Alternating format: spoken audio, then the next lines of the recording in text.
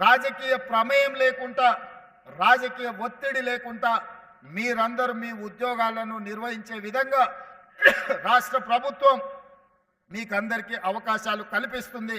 నా విజ్ఞప్తి ఒక్కటే, ఈ ఉద్యోగం మీకు ఉపాధి కాదు. ఈ ఉద్యోగం ఒక భావోద్వేగం.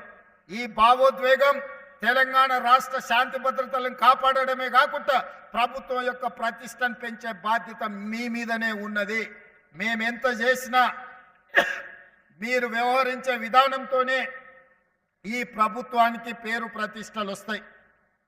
మీరు బాధితుల పట్ల గౌరవంగా మర్యాదగా వ్యవహరించాలి. అప్పుడప్పుడు ఫ్రెండ్లీ పోలీసింగ్ అని నేను వింటుంటా.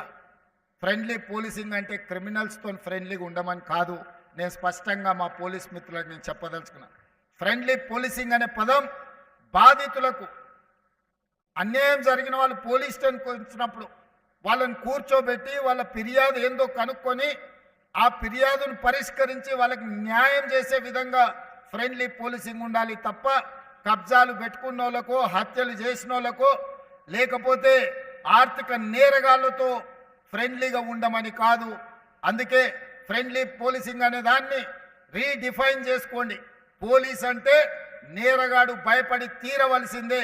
పోలీస్ పేరు వినిపిస్తే కబ్జాకోరైనా, డ్రగ్స్ వాడేవాడైనా, లేకపోతే చెరువులను, కుంటలను, నాలాలను ఆక్రమించుకునే వాడైనా, లేకపోతే నేరాలు చేయాలన్న ఆలోచన ఉన్నవాడు పోలీస్ పేరు చెప్తే భయపడాలి.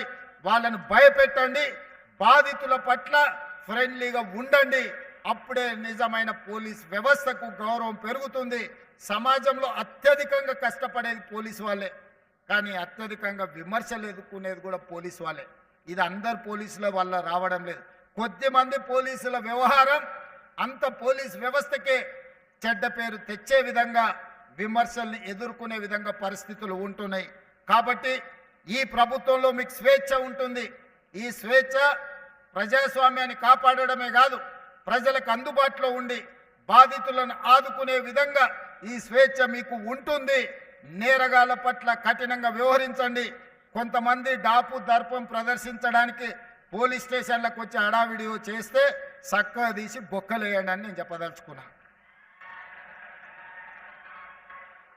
పోలీస్ స్టేషన్కి వచ్చిన వాళ్ళు పోలీసుల పట్ల మొదట మర్యాదగా వ్యవహరించాలి.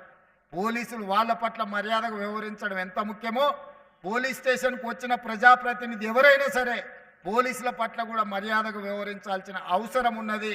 వాళ్ళు అమర్యాదగా వ్యవహరిస్తే మీరు మర్యాదగా ఉండడం వల్ల అది చేతగాంతనంగా కొన్నిసార్లు సమాజానికి సందేశం ఇచ్చిన వాళ్ళం అవుతాము. కాబట్టి ఈ విషయంలో మీకు స్పష్టత ఉండాలి. ఈ వేదిక మీద నుంచి పోలీస్ శాఖ సిబ్బందికి టాప్ టు బాటం నేను ఇచ్చే ఇన్స్ట్రక్షన్ ఒక్కటే. బీయింగ్ అనే chief minister as well home మినిస్టర్గా నేను మీకు ఇస్తున్న ఆదేశం ఒక్కటే. పేదల పట్ల, సామాన్యుల పట్ల, బాధితుల పట్ల మీరు సానుభూతితో ఉండండి. వాళ్ళ సమస్యల్ని పరిష్కరించండి.